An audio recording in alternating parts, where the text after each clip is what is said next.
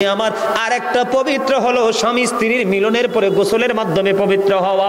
এই জায়গায় কিন্তু গলদ আছে বন্ধু। হযরতে আব্বাস রাদিয়াল্লাহু তাআলা আনহুর জামানায় এক ব্যক্তি যখন ইন্তেকাল করলো, ইন্তেকাল করার পরে বন্ধু পৃথিবীর নিয়ম অনুযায়ী, ইসলামের বিধান অনুযায়ী তাকে গোসল করালেন। গোসল কমপ্লিট করার পরে তাকে কবরে দাফন করলেন। কবরে নিয়ে গেলেন, তাকে কবরে নিয়ে যাবেন। যখন লাশটা কবরের মধ্যে নামাইলো, তখন চাইয়া দেখলেন তার কবরের মধ্যে একটা জানোয়ার এসে হাজির হয়ে যায়। আওয়াজ তুলে বলেন না নাউজুবিল্লাহ। এখন যারা তার লাশটা কবরের মধ্যে নামাইলো, তারা চিন্তা করতেছেন এটা আমরা মানুষ হিসাবে, ইমানদার হিসাবে সম্ভব নয়। বন্ধুরে আমার, এই কবরটা তার অবশিষ্ট রেখে আরেকটা কবর খনন করলেন। আরেকটা কবর খনন করার পরে আগের নিয়মে আবার তার কবরের মধ্যে তার লাশটা দাফন করার জন্য নামানো হলো। নামানোর পরে আবার চাইয়া দেখলো বন্ধু, আবারও কুদরতি ভাবে দাফনের সময় জানোয়ার এসে হাজির হয়ে গেল। রহস্য ঘেরা এই উদ্ঘাটন কে করবে রে? এই পরিবেশের উদ্ঘাটন। বন্ধুরে আমার, তার লজ্জার কথা হলো আমরা ইমানদার হয়ে কেন বেঈমানি কালচার আমাদের মাঝে। চুল কেটেছো ইহুদিদের স্টাইলে, তুমি দাড়ি কাটিং দিয়েছো ইহুদি স্টাইলে, প্যান্ট পরেছো তুমি ইহুদি স্টাইলে। এই যে দেখেন একটা চুল কাটছে, চেহারাটা অত্যন্ত কিউট, এত সুন্দর। আমি কিন্তু তাকে খুশি করার জন্য বলছি না, দেখেন এই ছেলেটার দিকে, এইরকম চেহারার ছেলে কিন্তু সহজে চোখ সামনে মেলে না। তার সিনায় কিন্তু প্রেম আছে, কিন্তু কন্ডিশন বোঝে না। দেখেন চুলটাতে সাটাইছে পুরা ইহুদিদের স্টাইল। কথা বলেন না কেন? এটার জন্য দায়ী বন্ধু মা বাবা রে। মা বাবা এই জন্য বন্ধু দক্ষ হতে হবে, মা বাবা এই জন্য এক্সপেরিয়েন্স ম্যান হতে হবে। সন্তান কোনটা করছে, রং কিনা রাইট, এই দিকে পিতামাতার সবচেয়ে নজর থাকতে হবে। ছেলে যদি বন্ধু 6 হাত লম্বা হয়, বাবা যদি বন্ধু 2 হাতও হয়, তারপরেও এই ছেলে বাবার উপর দিয়ে যেতে পারে না। পৃথিবীর শ্রেষ্ঠ জায়গা হলো পিতামাতার বুক, ঠিক কিনা বলেন? বন্ধুরে আমার, আমি কেন বললাম তাকে দেখালাম, এটা কিন্তু সে বুঝে নাই এটা যে তার অন্যায়, কিন্তু স্টাইলটা ইহুদিদের। আমি তোমাদেরকে মনে করিয়ে দিই, আল্লাহ কোরআনে বলেছে ইমানদারদেরকে তোমাদের ফিউচার আছে, তোমাদের ভবিষ্যৎ আছে। তোমরা যদি ফিউচারকে ব্রাইটনেস করতে চাও, তাহলে ওই সমস্ত পার্সনদের সাথে তোমরা কি করো, অলওয়েজ তোমরা কমিউনিকেশন রাখো। আমি তোমাদেরকে বোঝাতে চাই, তোমরা 2 জন একেবারে ইয়াং ম্যান সামনে বসেছো, আমি তোমাদেরকে বলতে চাই পিছনে অনেকে এসে বসেছে। আল্লাহ রাব্বুল আলামিন পবিত্র কালামে হাকিমে বলেছেন ইন্নাল কাফিরিনা কানু লাকুম আদুওয়াম মুবিনা। আল্লাহ বলেছেন the heretics are the eternal enemy of the believers. ঈমানদারদের প্রকাশ্য শত্রু হলো বেঈমান কাফেরেরা। জোরে জোরে বলেন নাউজুবিল্লাহ।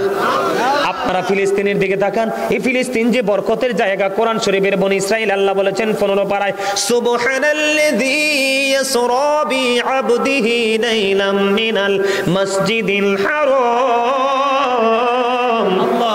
ইলাল মাসজিদিল আকসাল্লাযী বারাকনা হাওলাহু লিনুরিয়াহু মিন আয়াতিনা। কোরআন শরীফের 15 পারা প্রথম পৃষ্ঠা সূরা বনি ইসরাইল। আল্লাহ বলেছেন সেই ফিলিস্তিনে দেখেন ইহুদি নামক সাদা সাদা কুকুরগুলো হরণ করে নিয়ে যাচ্ছে। কথা বলেন ঠিক না বেঠিক? যুগে যুগে তোমরা ব্যাকগ্রাউন্ড যদি দেখো, ইসলামের ব্যাকগ্রাউন্ড দেখবা, ইহুদিদের দ্বারা ইসলামের ক্ষতি হয়েছে, নবী রাসূল লাঞ্ছিত হয়েছে, কষ্ট পেয়েছে। এই জন্য বলতে চাই যুবক, আমাদের ঘরের আঙ্গিনায় থাকার কথা ফুরকানিয়া মাদ্রাসা এসেছে কিন্ডারগার্টেন, এটা ইহুদিদের একটা অপকৌশল। আমাদের হাতে থাকার কথা মেসওয়াক, নবীজির সুন্নাত, এখন আমাদের হাতে চলে এসেছে ব্রাশ, এটা একটা ইহুদিদের অপকৌশল। এই যে তোমরা জিন্স প্যান্ট পরছো, মা বোনেরা পাতলা পাতলা পোশাক পরতেছে, এই দুটোটাই কিন্তু ইহুদিদের একটা অপকৌশল। আমার নবী বলেছেন যে নারী পোশাক পরার পরেও তার অঙ্গ দেখা যায়, ওই নারী পোশাক পরিহিত নারী নয়। ওই নারীকে আমার নবী বলেছেন উলঙ্গিনী, ল্যাংটা নারী। জোরে জোরে নাউজুবিল্লাহ। আর তোমরা যারা ইয়াং মেন আছো, তোমরা যখন টাকনুর নিচে পোশাকটা পরবা, নাভির নিচে পোশাকটা পরবা, টাকনুর নিচে পুরুষের একটা হরমোন আছে, যদি তোমরা সব সময় কন্টিনিউ যদি তোমরা এই পোশাকটা পরতে থাকো, বিজ্ঞানে এসেছে তোমাদের যৌবন শুকিয়ে যাবে। ছেলেরা স্ট্রংলি বন্ধু যৌবনের চাহিদা মিটাতে পারবে না, এটা ছেলেদের জন্য সবচেয়ে বড় ভয়ঙ্কর একটা কথা। দেখবেন এখনকার যুগের মেয়েরা অনেক উপরে পায়জামা পরে, তাদের ওখানে একটা বন্ধু হরমোন আছে, যেই নারীরা টাকনুর উপরে পায়জামা রাখে তাদেরও যৌবন শুকিয়ে যায়। জোরে জোরে কন্যা নাউজুবিল্লাহ। দুনিয়া এবং আখিরাতের জন্য এটা গজব বন্ধু। আমি সেই দিকে যাচ্ছি না, আমি আপনাদেরকে বুঝাইতে চাই। আমার নবী অবস্থান করতেছেন, একজন ব্যক্তি এসে নামাজের নিয়ত বেঁধে ফেললো।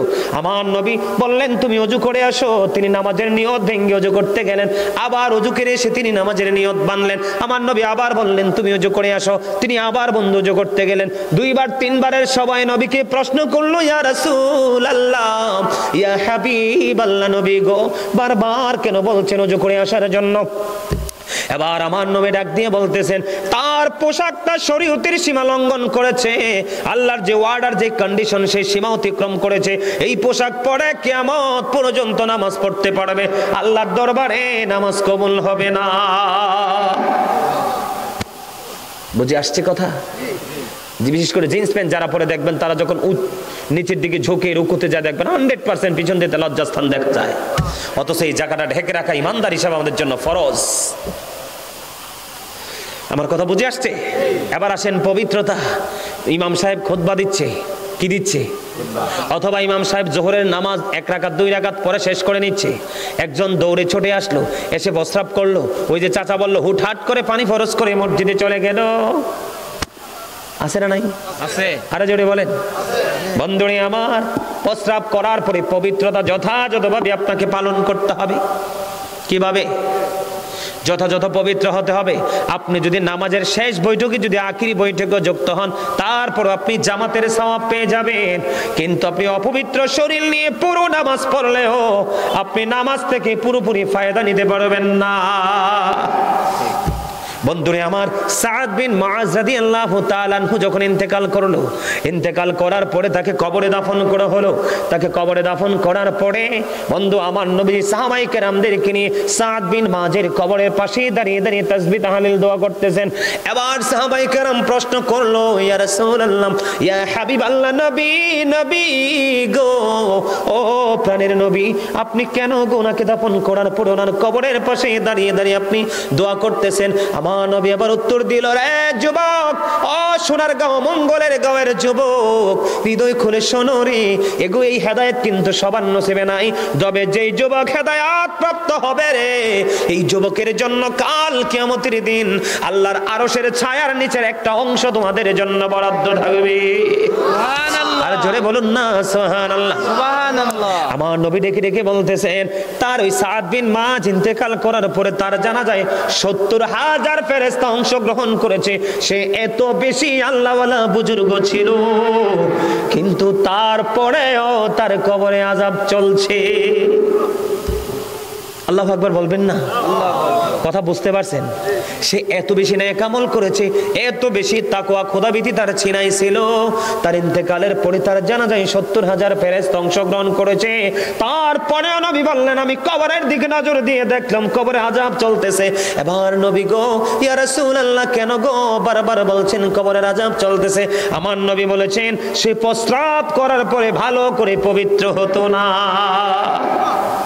নাউজুবিল্লাহ বলেন না কেন? আরো জোরে বলেন না নাউজুবিল্লাহ।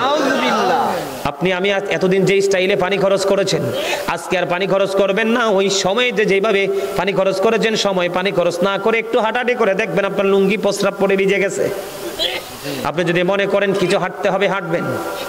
যদি মনে করেন 40 কদম 40 কদম, কারো যদি আরো বেশি লাগে আরো বেশি, কিন্তু আপনাকে পবিত্র হতে হবে, মাস্ট বি। তার একটা মজার খবর, আমার নবীজি মেরাজে গিয়েছেন, আপনারা তো সবাই জানেন। জানেন কি জানেন না? বন্ধুরে আমার নবী মেরাজে যখন গেলেন, জান্নাতে কদম দিলেন। জান্নাতে কদম দিয়ে আমার নবীজি দেখতে পাইলেন জান্নাতের মধ্যে একটা পবিত্র কদমের ছাপ দেখা যায়। সুবহানাল্লাহ। নবী বললেন, ব্যাপার কি? আমার নবী মেরাজে গিয়ে জান্নাত দেখলেন। জান্নাতে যাওয়ার পরে দেখলেন কদম বিভিন্ন রাওয়ায়াতে বিভিন্ন রকম এসেছে। একটা রাওয়ায়াতে পেয়েছি বন্ধু কদমের নবীজি ছাপ দেখেছেন, আর একটা রাওয়ায়াতে এসেছে নবীজি কদমের শব্দ শুনতে পেয়েছেন। বন্ধুরে আমার নবী বললেন, আশ্চর্য হয়ে গেছেন কদমের ছাপ কেন? আমার নবীজি মেরাজ থেকে ফিরে আসলেন।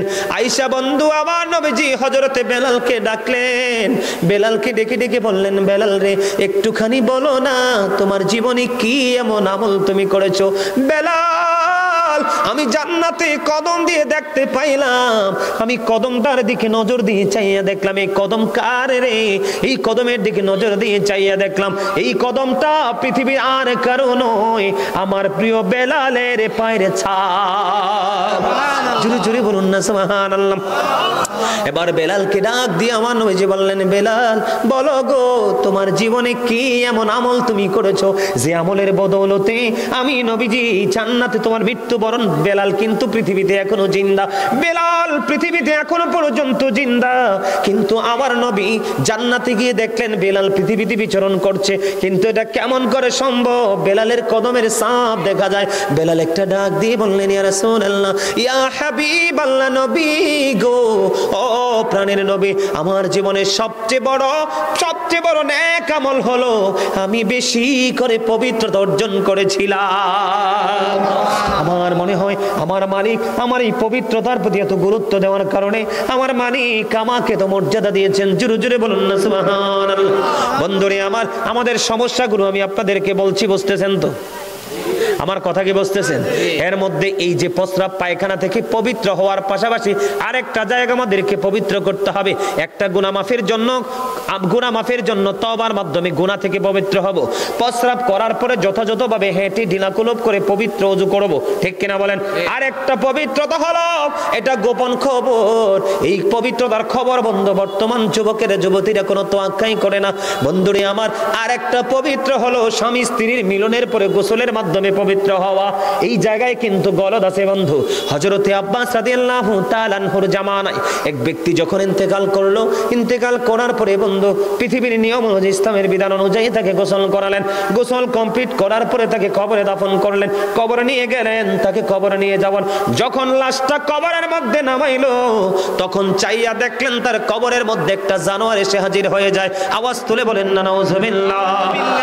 এখন যারা তার লাশটা কবরের মধ্যে নামাইলো, তারা চিন্তা করতেছেন এটা আমরা মানুষ হিসাবে, ইমানদার হিসাবে সম্ভব নয়। বন্ধুরে আমার, এই কবরটা তার অবশিষ্ট রেখে আরেকটা কবর খনন করলেন। আরেকটা কবর খনন করার পরে আগের নিয়মে আবার তার কবরের মধ্যে তার লাশটা দাফন করার জন্য নামানো হলো। নামানোর পরে আবার চাইয়া দেখলো বন্ধু আবারও কুদরতি ভাবে দাফনের সময় জানোয়ার এসে হাজির হয়ে গেল।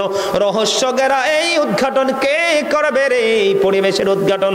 বন্ধুরে আমার, তারপরে তারা আরেকটা কবর খনন করলেন। অনেক লম্বা ঘটনা। আরেকটা কবর খনন করার পরে আবার যখন তাকে দাফন করার জন্য কবরে নামানো হলো, এবারও চাইয়া দেখলেন তার কবরের মধ্যে অদৃশ্যভাবে এক জানোয়ার এসে বিড়ালের মতো হাজির। জোরে জোরে বলেন না নাউজুবিল্লাহ। বন্ধুরে আমার, জানোয়ার যখন হাজির হয়ে গেল, এবার উপস্থিত সবাই বলতেছে কিছুই বুঝতেছি না রে, কি করব? তাদের জামানায় সবচেয়ে বড় বুজুর্গ লোক হলো, তাই সেই তৎকালীন সময় হযরতে আব্বাস রাদিয়াল্লাহু তাআলা আনহুকে যখন খবর দেওয়া হলো, উনি ছুটে চলে আসলেন ওই কবরের পার। তখন তিনি বিস্তারিত সব ঘটনা জানলেন। জানার পরে বললেন বিকল্প আর কোনো ব্যবস্থা নেই, জানোয়ার সহ তাকে দাফন করো। দাফনের কাজ সম্পন্ন করে দৌড়ে চলে গেলেন বন্ধু তার আপন স্বজন কে পৃথিবীতে বেঁচে আছে জানার জন্য। এবার চলে গেল বন্ধু কবরে, তার বাড়ি। কবর থেকে যখন তারা বাড়িতে চলে গেল, যাওয়ার পরে দেখলেন তার বিবির সাথে দেখা হলো। পুরো ঘটনা তারা ভেঙে বলল। বলার পরে বিবি একটা ডাক দিয়ে বলল, আমি আমার স্বামীর জীবনের সবচেয়ে বড় নোংরা একটা কাজ দেখেছি। কি রে? সে যখন আলিঙ্গন হতো, আমাদের যখন দৈহিক মিলন হতো, সে যথাযথভাবে সেই পবিত্র হতো না। জোরে জোরে নাউজুবিল্লাহ। বন্ধুরে আমার, বেঈমান কাফের মুশরিক যারা, আমি আপনাদেরকে আবারও বলছি, আল্লাহ বলেছেন উইদ্দাত লিল কাফিরিন, কাফেররা ঠিকানা হবে জাহান্নাম, অনন্তকাল তারা জাহান্নামে থাকবে। আমরা যেহেতু মুসলমান, আমরা যেহেতু ইমানদার, আমাদের ঠিকানা আল্লাহ বলেছেন উইদ্দাত লিল মুত্তাকিন, ঠিকানা হবে জান্নাত। জোরে জোরে বলেন না সুবহানাল্লাহ। আরো জোরে বলেন না সুবহানাল্লাহ। বন্ধুরে আমার, আমাদের মধ্যে সমস্যার আরো শেষ নাই, আমাদের মধ্যে আরো সমস্যা আছে বন্ধু। এই সমস্যাটা হলো কি আমি আপনাদেরকে বলে দিতে চাই। সমস্যাটা হলো আমরা যখন ওযু করতে যাই, মসজিদের ট্যাপটা মোটা করে ছাড়ি। কথা বলেন না কেন? আরো জোরে বলেন। কি করে ছাড়ি? পুরোটা ছেড়ে দিই, ছেড়ে কিনা? হাদিস শরীফের মধ্যে এসেছে আমার নবী মাত্র 1 কেজি পানি দিয়ে গোসল ওযু করেছে। কত? আর মাত্র 4 কেজি পানি দিয়ে নবীজি গোসল সেরেছে। হযরত সাআদ রাদিয়াল্লাহু তাআলা আনহু বন্ধু সমুদ্রের কিনারায় বন্ধু তিনি ওযু করতেছেন। ওযু করার সময় আমার নবীজি তার পাশে দিয়ে হেঁটে যাচ্ছিলেন। আমার নবীজি একটা ডাক দিয়ে বললেন, অপচয় করো না, অপচয় করো না।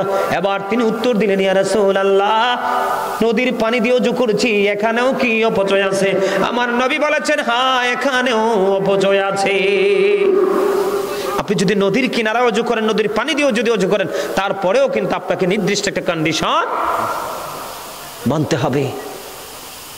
এই সমস্যাগুলো আমাদের আছে না নাই? আরো জোরে বলেন।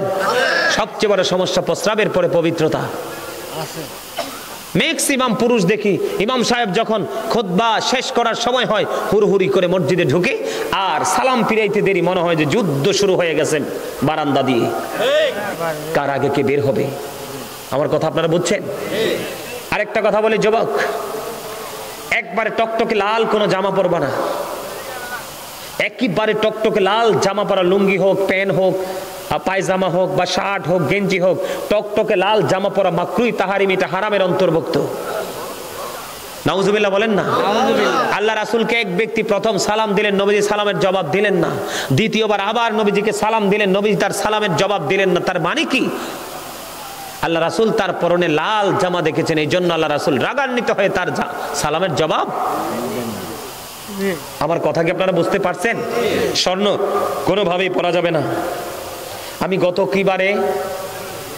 কত তারিখ যে আমরা ইয়েতে গেলাম, মাধবপুর, কত আজকে কত 24 রাইট, 21 তারিখে মাহফিলে গেছিলাম। ওখানে আমি আলোচনাটা তাদেরকে শোনাইছিলাম। ওখানে সৎ কাজের আদেশ, অসৎ কাজের নিষেধ নিয়ে কথা বলেছিলাম এই বিষয়টার উপরে। তখন আমি বলেছি, হাদিস শরীফের মধ্যে এসেছে, আল্লাহ রাসূল দেখতে পেলেন একজনের হাতে স্বর্ণের আংটি পড়ে আছে। নবীজি দেখার পরে সাথে সাথে তার হাত থেকে আংটিটা টেনে দূরে নিক্ষেপ করে দিলেন, ফেলে দিলেন, কারণ পুরুষের জন্য এটা টোটাল হারাম। রাসূল এখান থেকে চলে গেলেন। ওনার সঙ্গী বললেন, রাসূল ফেলে দিয়েছে তো কি হয়েছে, তোমরা সে আংটিটা, তুমি আবার আংটিটা আবার কুড়িয়ে পরো। তখন ওই সাহাবী উত্তর দিলেন, নো, যেটা রাসূল আমার হাত থেকে নিয়ে নিক্ষেপ করেছে, ছিঁড়ে ফেলে দিয়েছে, সেটা আমি আর ইউজ করব না, কারণ আমার নবী বলেছেন, তোমরা কি চাও তোমাদের হাতের উপর আগুনের একটা কয়লা, জ্বলন্ত কয়লা রাখা হোক? না না, আমরা কেউ আগুন চাই না রে, আগুনের বহন করা সম্ভব তো হবে না। আমার নবী বলেছেন, একটা পুরুষ স্বর্ণের একটা আংটি পরা আগুনের, তার আঙ্গুলের মধ্যে আগুনের কয়লা লাগিয়ে রাখার সমান। এই জন্যই সাহাবী বলেছে, আমার নবী কি করেছেন, আংটিটা দূরে ফেলে দিয়েছে, আমি তার কখনোই পরব না। কথা কি বুঝতে পারছেন? আমাদের অন্যায়ের শেষ নাই। মা, কত লম্বা সময় ওয়াজ হয়েছে, আমি তো কইতেই পারতাম না। দেখছেন নি? জি আল্লাহ, আপনাদের কাছে ভালো লাগছে না? আরো জোরে বলেন। রাসূলের শান, ঈদে মিলাদুন্নবী তো, রাসূলের শানে ছোট্ট অল্প একটু গজল গাই। অনেক পুরনো, আপনাদের পরিচিত গজল কি আপনারা পছন্দ করেন? গজল গাইলে কিন্তু হাদিয়ে দিতে হইব। হ্যাঁ, মাশাআল্লাহ, ইমানি পরীক্ষায় পাশ করছেন। মূলত হাদিয়া না, আপনাদের মন মানসিকতাকে ট্রাই করার জন্য। অনেক সময় হাদিয়ার কথা বললে আরে বুঝে না, টাকা পয়সা যে যাইতেছে নিয়ে যাওয়া যায় না, আবার আল্লাহর কাছে আগেও অ্যাডভান্স পাঠানোও যায় না, এটা পাবলিক বুঝে না, মনে করে বাড়ি গাড়ি সব নিয়ে যাওয়া যায়। রাসূল বলেছেন, মরার আগে যা দান করে যাবা তা তোমার সম্পদ, যা রেখে যাবা তা পরের সম্পদ, কারণ তুমি মরার পরে আইসা আর নিতে পারবা না। আমার সাথে সুর দিবেন? সবার মধ্যে একটু ক্লান্তি আসছে, আমার মনে হয় ক্লান্তিটা চলে যাবে। সুর দিবেন সবাই? হ্যাঁ, পাইলে নিরালাই গো নবী, পাইলে নিরালাই, পাইলে নিরালাই গো নবী, পাইলে নিরালাই, দুই কদমে চুমো খাবো, দুই কদমে চুমো খাবো, চরণে ধুলি মাখবো গায়ে, পাইলে নিরালাই গো নবী, পাইলে নিরালাই, পাইলে নিরালাই গো নবী, পাইলে নিরালাই, দুই কদমে চুমো খাবো, দুই কদমে চুমো খাবো, চরণে ধুলি মাখবো গায়ে, পাইলে নিরালাই গো নবী, পাইলে নিরালাই, পাইলে নিরালাই গো নবী, পাইলে নিরালাই। আমার নবী কত দূরে, লোহিত সাগরের তীরে, আরে মদিনার ওই সোনার গড়ে আছেন তিনি সর্বদাই, পাইলে নিরালাই গো নবী, পাইলে নিরালাই, পাইলে নিরালাই গো নবী, পাইলে নিরালাই। ঠিক না বেঠি? আমরা নবীজির কদমে চুমু খাইতাম না, নবীজির চরণ ধুলি গায়ে মাখতাম না, আরো কিছু করতাম, ঠিক না বেঠে? সম্মানিত উপস্থিতি, নবীর প্রেম যার সিনায় আছে সেই নবীর আদর্শকে অন্তরে লালন করতেছে, ঠিক কিনা বলেন? আরো জোরে কথা, ঠিক না বেঠে? আর একটু ওয়াজ করতাম।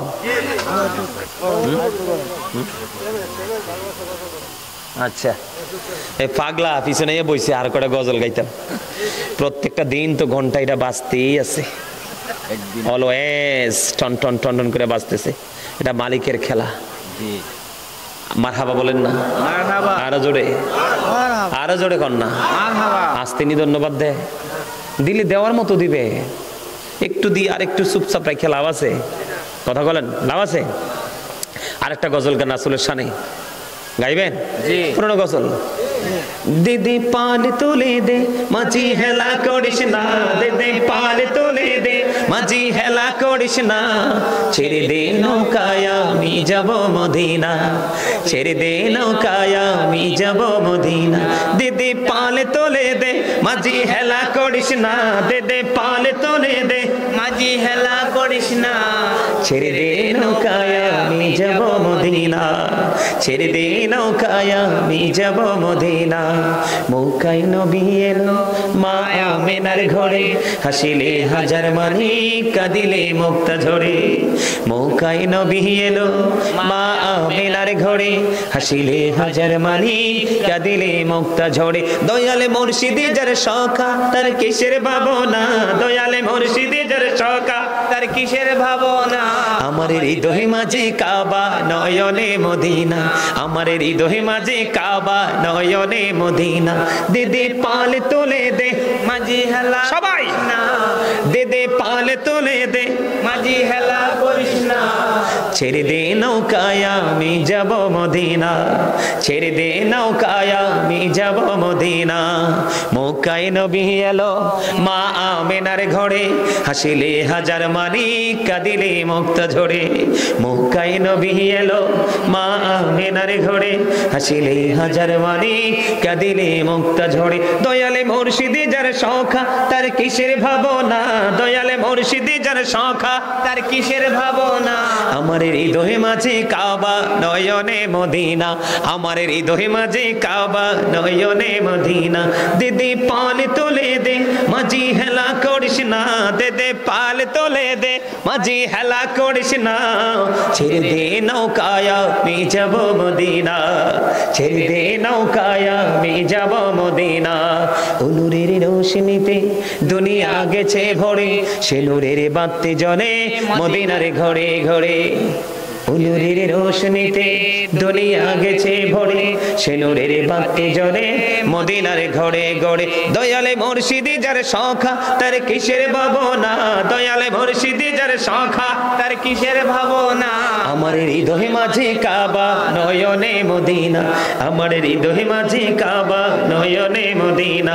দিদি পাল তুলে দে মাঝি হেলা করিস না, তুলে দে মাঝি হেলা করিস না, ছেড়ে দে নৌকায় আমি যাব মদিনা, ছেড়ে দে নৌকায় আমি যাব মদিনা। মারহাবা, আরো জোরে বলেন না মারহাবা। ধন্যবাদ। একটু মজা করে দেন না, ওয়াজ তো শেষে কয়টা গজল গামো আর মা বাবা নিয়ে একটু আলোচনা করবো, কইরা তারপরে শেষ করবো। রাজি আছেন? মা বাবা সম্পর্কে একটু ওয়াজের দরকার আছে নি? আপনি সারা জীবন নামাজ পড়তে পড়তে যদি কপালের চামড়া ক্ষয়ও কইরা ফেলান, কিন্তু মা বাবার সাথে যদি ভালো সম্পর্ক না থাকে, আপনি কিন্তু সেই নামাজ দিয়ে কোনো ফায়দা হবে না। তার আগে আরেকটা গজল গাই মহব্বত করে, এটাও পুরনো গজল, অনেক আগে গাইছি, আজকে মনে 2 বছরের মধ্যে একবারও গাইনি এই গজলটা। গাইবো? গোলাপ নীলাম গাঁদা নীলাম নীলাম রজনী গন্ধা, মনের শোকে মালা গাঁথিব সকাল থেকে সন্ধ্যা।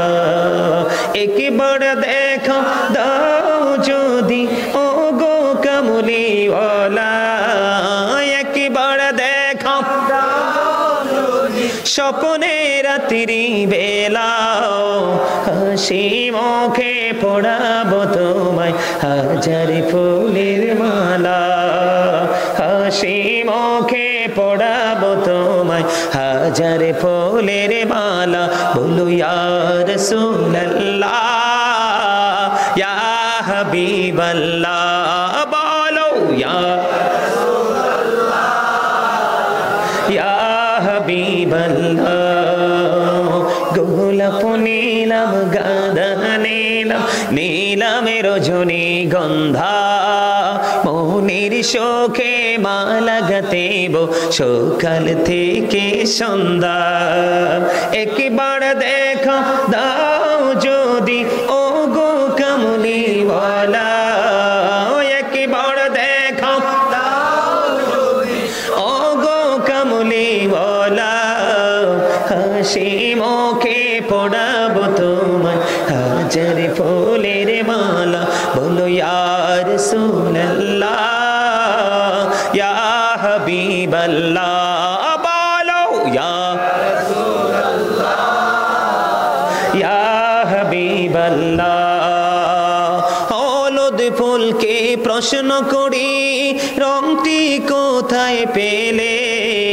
নূর নবীজির ত্বক মুবারক হলুদ ছিল বলে সেখান থেকে মিলে সেখান থেকে মিলে বাগান থেকে হলুদ ফুলকে তুলে গাঁথব মালা হাসি মুখে পড়াবো তোমায় হলুদ ফুলের মালা বলো ইয়া রাসূলুল্লাহ ইয়া হাবিবাল্লাহ বলো ইয়া রাসূলুল্লাহ ইয়া হাবিবাল্লাহ লাল ফুলকে প্রশ্ন করি রংটি কোথায় পেলে উহুদ ময়দানে নবীর রক্তের কথা বলে সেখান থেকে মিলে সেখান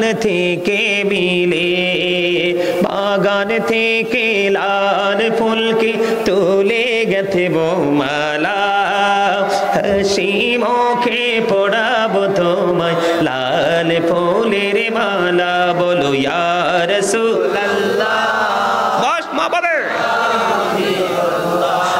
বলো ইয়া রাসূলুল্লাহ ইয়া হাবিবাল্লাহ গোলাপ নীলাম গাঁদা নীলাম নীলামে রজনী গন্ধা মনের শোকে সকাল থেকে সন্ধ্যা একবার দেখা দাও যদি ও গো কামলি ওয়ালা হাসি মুখে পড়াবো তোমায় ফুলের মালা বলো ইয়া রাসূলুল্লাহ ইয়া হাবিবাল্লাহ বলো ইয়া রাসূলুল্লাহ সবাই ইয়া হাবিবাল্লাহ সাদা ফুলকে প্রশ্ন করি রংটি কোথায় পেলে নূর নবীজির দাঁত মুবারক সাদা ছিল বলে সেখান থেকে মিলে সেখান থেকে মিলে বাগান থেকে সাদা ফুলকে তুলে গাঁথব মালা হাসি মুখে পড়াবো তোমায় সাদা ফুলের মালা বলো ইয়া রাসূলুল্লাহ ইয়া হাবিবাল্লাহ বলো ইয়া রাসূলুল্লাহ ইয়া হাবিবাল্লাহ গোলাপ নীলাম গাঁদা নীলাম নীলামে রজনী গন্ধা মনের শোকে মালা গাঁথব সকাল থেকে সন্ধ্যা একবার দেখা দাও যদি স্বপ্নে রাত্রি বেলা একবার দেখা দাও যদি ও গো কামলি ওয়ালা হাসি মুখে পড়াবো তোমায় হাজার ফুলের মালা বলো ইয়া রাসূলুল্লাহ সবাই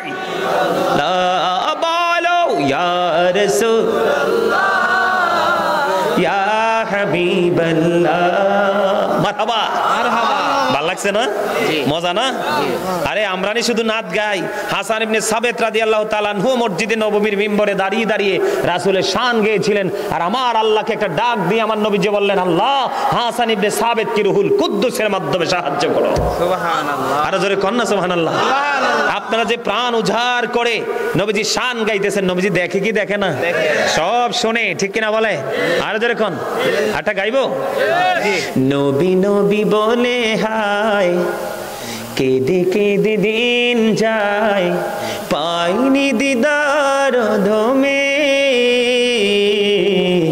লাখো সালাম কুদুমি নবী, লাখো সালাম কুদুমি। নবী নবী বলে হায়, কেঁদে কেঁদে দিন যায়, পাইনি দিদার ধমে, লাখো সালাম। সবাই